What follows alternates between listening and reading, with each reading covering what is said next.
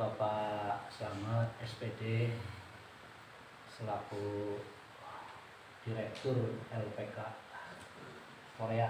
LPK apa jenenge? Uri Sarang. Uri Sarang. Ya.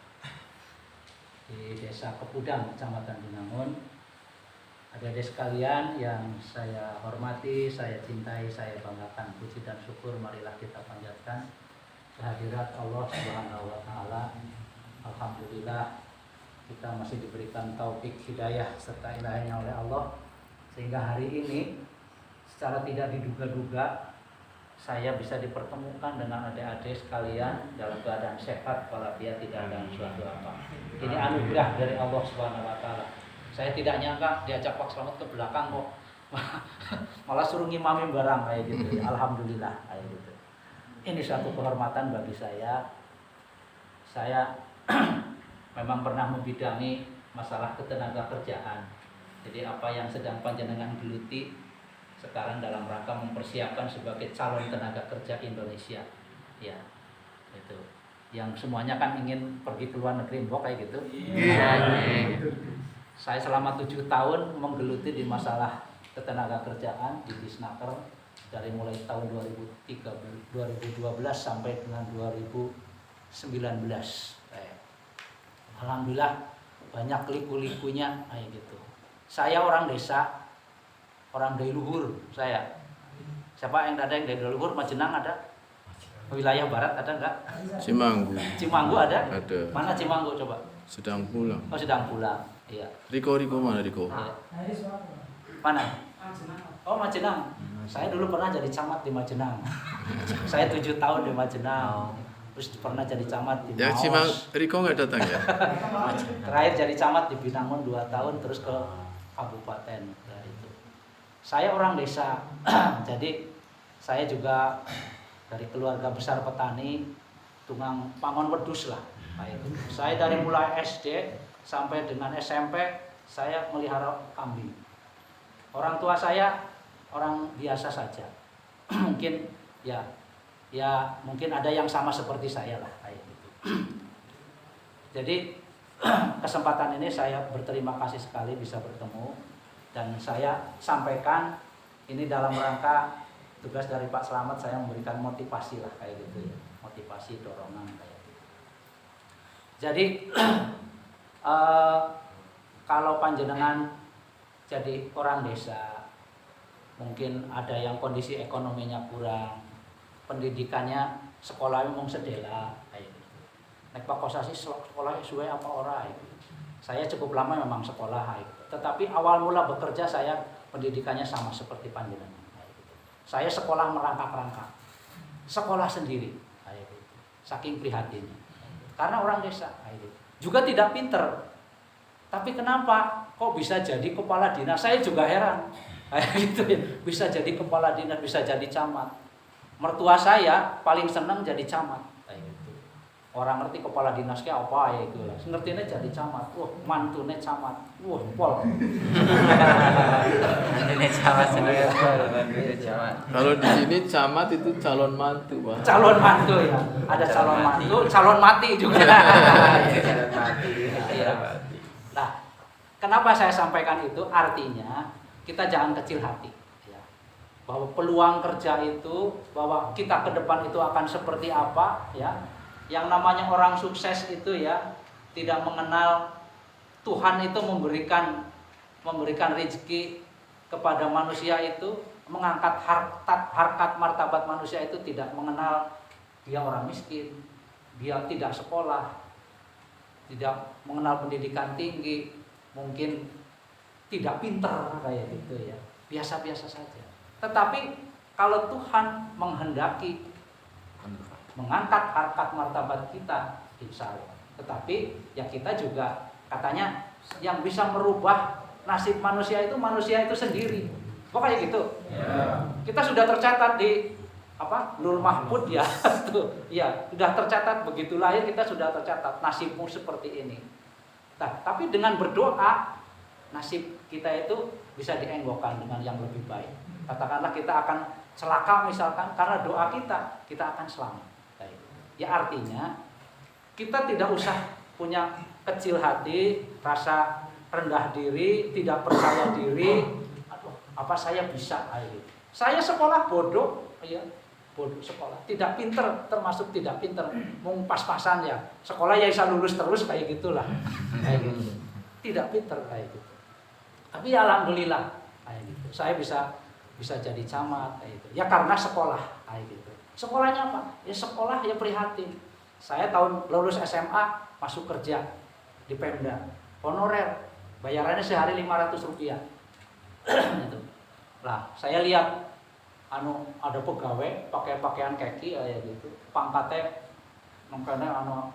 anak pistolen barang, katanya itu camat itu. Gagah temen lah itu. Sekolahnya apa kayak gitu? Wah, itu APDN, Akademi Pemerintahan Dalam Negeri. Kalau sekarang itu STPD. Kalau sekarang, zaman dulu masih APDN.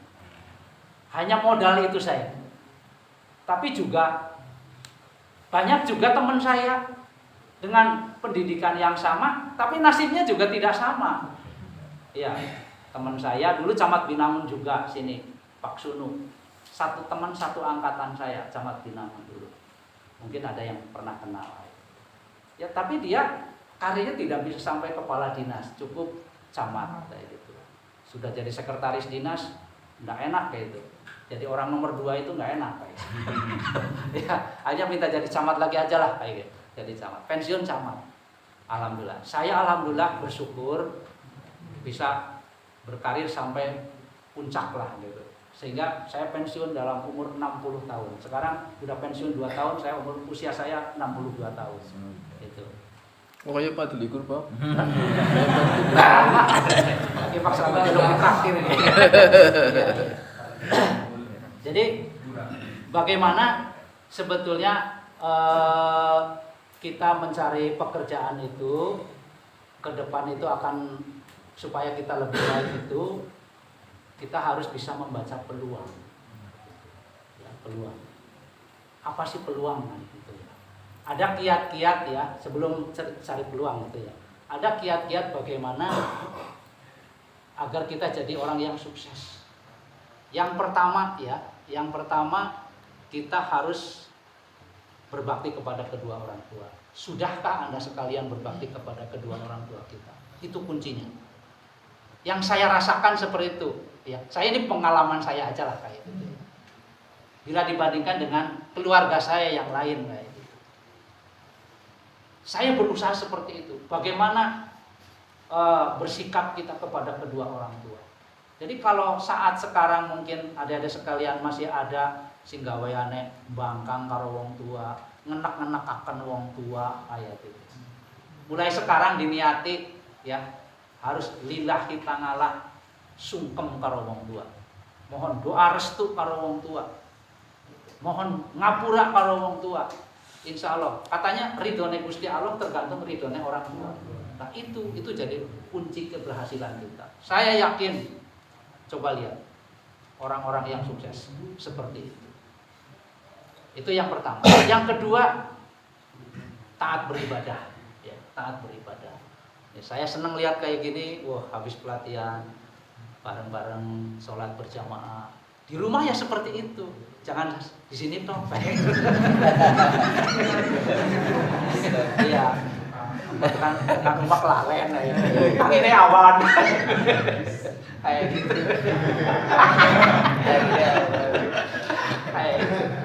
Ini harus seperti itu. Bahkan harus prihatin. Itu. Ya, harus prihatin. Carane prihatin wong tua kon ngapa? Carane ya ada prihatin puasa Senin Kamis. Bagus sih. Terus bangun tengah malam, sholat tahajud. Nah, itu saya sudah membuktikan sendiri. Waktu saya kepengen sekolah dulu, saya terus terang aja. Ya ini tak pameri lah kayak gitu ya. Persoalan pamer saya jadi apa? Niat saya dalam rangka memotivasi panjenengan. Saya tahajud terus. Setiap malam saya tahajud. Alhamdulillah. Daftar 2 kali ke APDN. Pertama tidak lulus, kedua lulus. Alhamdulillah. Terus ujian di APDN dan cepat lulus. Ya kayak gitu. Rajin sembahyang, sholat malam selalu kayak gitu. Ya alhamdulillah. Orang lain belum lulus, saya sudah lulus duluan. Itu. Alhamdulillah. Baik. Terus lagi yang berikut tadi pertama berbakti kepada kedua orang tua, kemudian taat beribadah, kemudian prihatin, ya. Jadi longen turu, longen mangan, kayak gitu ya. Yang longen mangan dia puasa ya. Longen turu ya, itu bangun tengah malam di 2/3 malam. Itu penting. Dan yang berikut juga harus bisa membaca peluang. Baca peluang apa? Kalau panjenengan sudah ikut di pelatihannya LPK-nya Pak Slamet, berarti salah satu adik-adik sekalian sudah bisa membaca peluang.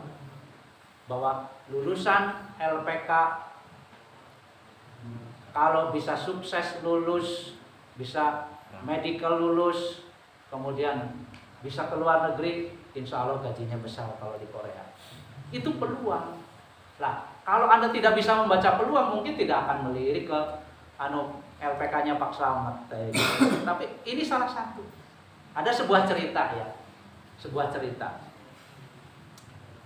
Waktu saya mendampingi Pak Bupati Haji Tato Soeharto Pamuji kunjungan ke sekolah dasar.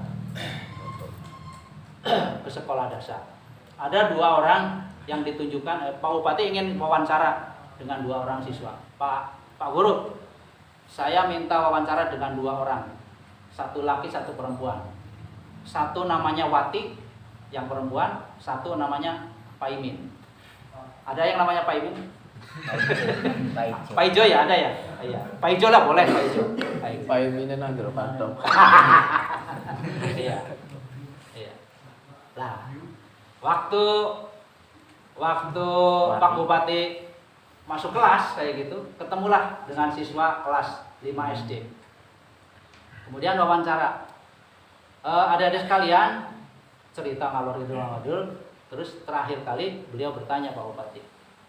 Adik-adik sekalian, mana yang namanya Wati? Oh, saya Pak.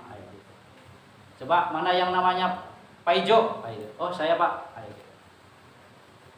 Gini, iya.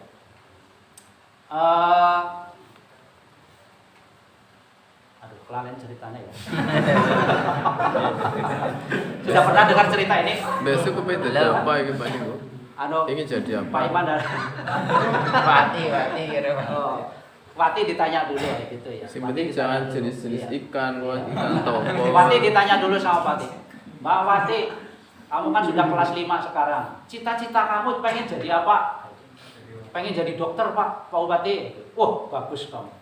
Cita-cita yang luar biasa pengen jadi dokter. Apalagi waktu itu ya. Bagus, iya. Nah sekarang dari Pak Imin. Pak Imin ditanya sama Pak Ijo, sama Pak Bupati. Mas Pak Ijo. Mas Pak Ijo, cita-cita kamu pengen jadi apa? Kira-kira pengen jadi apa? Camat. Gini jawabannya Pak Ijo, karena Pak Ijo itu adalah orang yang prihatin, senang puasa, sering bangun tengah malam, berbakti kepada kedua orang tua.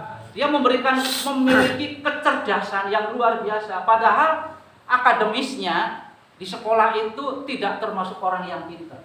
Tetapi karena dia punya ketekunan beribadah, berbakti kepada kedua orang tua yang saya ceritakan tadi, dia bisa membaca peluang. Apa peluangnya? Pak Bupati, saya kepengen jadi istrinya Wati. Nah itu peluang. Karena apa? Wati kan tadi diceritakan cita-citanya Wati pengen jadi dokter. Bayangkan nek jadi istrinya Wati, esok hidupnya kepenak. Itu tidak semua orang cerdas membaca peluang itu. Peluang.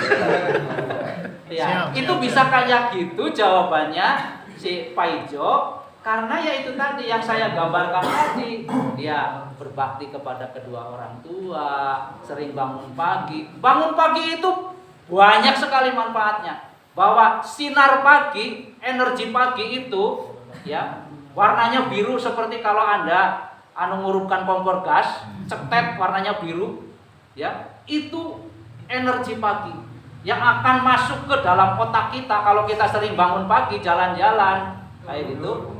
Jalan-jalannya bangun pagi, ambil wudhu, kemudian ke masjid gitu. Itu energi pagi itu akan masuk ke saraf motorik kita sehingga akan memudahkan kita jadi otak kita itu jadi cerdas. Daya tangkap kita itu jadi cerdas, jadi cermat kayak gitu. Tadi si Pak Ijo seperti itu. Wah, begitu Wati kepengen jadi dokter, ini peluang ini. Jadi harus bisa baca peluang.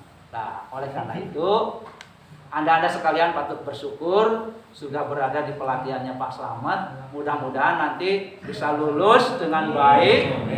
Bahasanya nanti sudah mahir kayak gitu ya.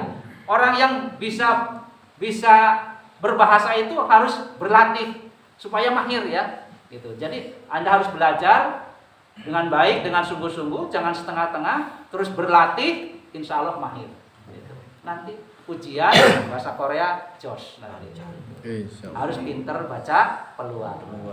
Itu sajalah Pak.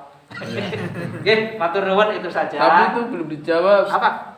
Si Pak Ijo itu benar-benar jadi istrinya. Jadi suaminya. Nah itu kan cita-cita. Ya, cita-cita Pak Ijo pengen jadi apa? Pengen jadi istrinya Wati. Kan pada penasaran Pak ini. Ya terus perkembangannya ke sini. Dua anak itu jadi apa? Saya belum ada kabar. Oke, enggak apa-apa. Gitu, terima kasih adik-adik sekalian. Jadi tidak usah punya rasa kecil hati. Saya orangnya bodoh, saya miskin katakanlah. Saya sekolahnya juga mau sedelak tok kayak gitu. Udah nggak usah dipikirkan itu. Bangun semangat, ya, penuh optimisme, ya, dengan apa yang saya sarankan tadi lakukan itu. Insya Allah akan menghantarkan Anda kesuksesan. Amin. Kebaikan yang Anda lakukan saat ini adalah nanti akan menuai keberhasilan di masa yang akan datang. Insya Allah. Oke, matur nuwun, kurang lebihnya mohon maaf. Walau lumafik ila aqwamit thoriq. Wassalamualaikum warahmatullahi wabarakatuh. Waalaikumsalam.